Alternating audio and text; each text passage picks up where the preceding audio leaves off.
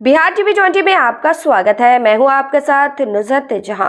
लोकसभा चुनाव की तारीखों का ऐलान होने से पहले केंद्र सरकार द्वारा देश में लागू किए गए नागरिकता संशोधन कानून को बिहार के सबसे बड़े मुस्लिम बहुल क्षेत्र सीमांचल में उचित नहीं समझा जा रहा है। इस सीएए कानून को संसद से पारित हुए करीब 5 साल बीत चुके हैं। इस कानून को संसद से जब पारित किया गया था तो उस समय देश की राजनीति के क्षेत्र में जमकर राजनीतिक हंगामा शुरू हो गया था,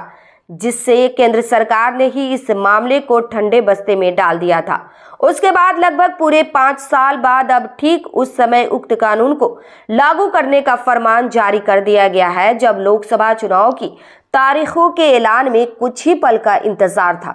केंद्र सरकार द्वारा लागू कर दिए गए सीएए कानून को लेकर देश की संसदीय चुनाव की राजनीति में एक बार फिर से अपनी अपनी राजनीति की दुकानदारी को चमकाने का अवसर विपक्ष के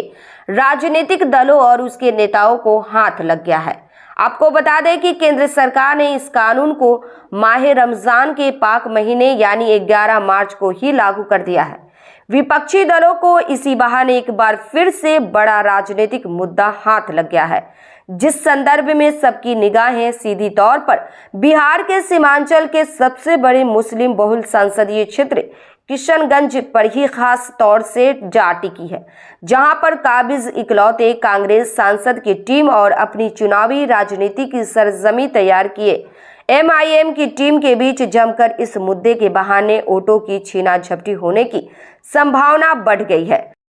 सीएए को सिटीजनशिप अमेंडमेंट एक्ट यानी हिंदी में नागरिकता संशोधन कानून कहा जाता है, जिसके बारे में बताया गया है कि यह कानून कुछ बाहरी देशों से भारत के अंदर आने वाले शरणार्थियों को भारत की नागरिकता प्रदान करने वाला कानून है। जबकि दूसरी ओर से कांग्रेस के किशनगंज सदर विधानसभा क्षेत्र के विधायक इजहारुल हुसैन ने अपनी प्रतिक्रिया व्यक्त करते हुए कहा कि इन लोकसभा चुनाव की घड़ी में लागू किए गए इस कानून से भले ही किसी के नुकसान होने की गुंजाइश नहीं हो, लेकिन क्षेत्र में भेदभाव और मतभेद के आसार उत्पन्न हो सकते हैं,